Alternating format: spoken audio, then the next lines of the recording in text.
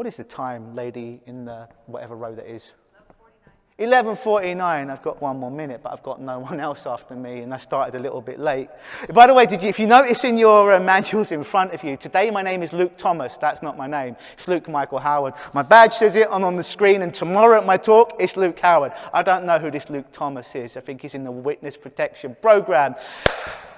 When is it okay to ask a what-if question? Well, when you do a presentation like this. So, anyone got any questions about, I know I vomited over you a lot of beautiful information today in the nice, most pleasant way possible. Does anyone have any questions about any of that stuff that I covered today? If you do, I'm going to stay here and answer because there's no one following me because I think we've got lunch after this.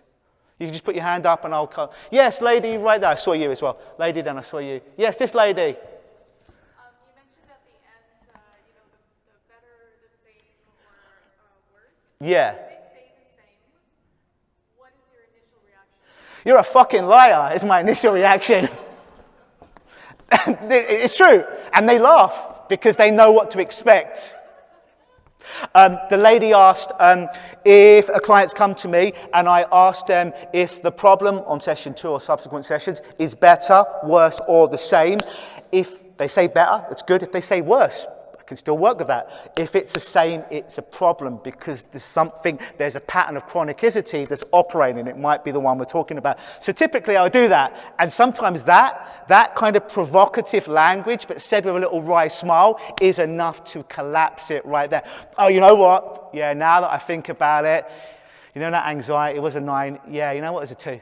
Or I'll bring my notes back in. And I remember, so nothing changed. All right, so now when you think of that memory, blah, blah, blah, what is it now? Well, it's a 2. Oh, nothing changed, right? No, nothing changed. You know, last week when I asked you that, you said it was a 7. And you said it's a 2, right? Yeah. Do you remember you said 7? Because I made a note. Or the recording, whatever. Oh, no, I forgot that I said that. Oh, yeah, I guess it is better. So sometimes actually just coming back with them with logic and just knowing, but playfully, but question them sometimes, and I will be provocative with them. Yeah, does that answer your question? Cool, thank you. Lady at the back, I think, put her hand up. Yeah. Yeah, can you hear me okay? I can hear you okay, yeah. Beautiful. Thank you, sometimes. Thank you, great presentation. Thank you. So on step 4, on the what if, you did talk about the disassociated and associated, but what if in the airplane situation, What if? you don't feel the fear until they're in the airplane? Oh, I'll give them a panic attack in my office. What? I'll give them a panic attack in my office.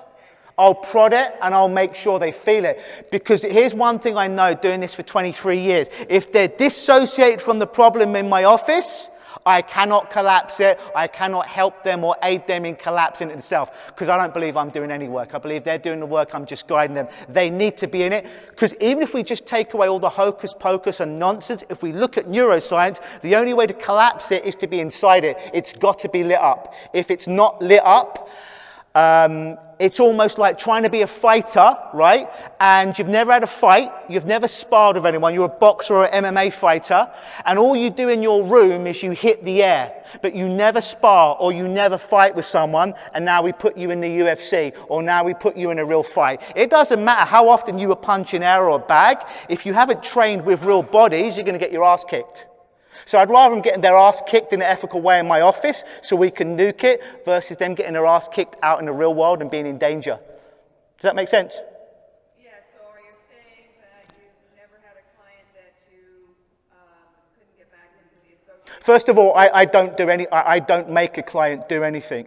I don't change them, I don't heal them. I just have a space for them to step into to make those particular changes. Now, I know that they can have panic or whatever the emotion is. Otherwise, they wouldn't call me. If they couldn't associate into the problem, they wouldn't have called me. But they just forgot to bring it to my session. So I need to make sure they bring the problem to the session. And if they forgot, I need to erect it in the session to bring it up because it's the only way I can help them. Like the Navy SEAL, we can only destroy the building if we put the Semtex and the explosives at the bottom of the building.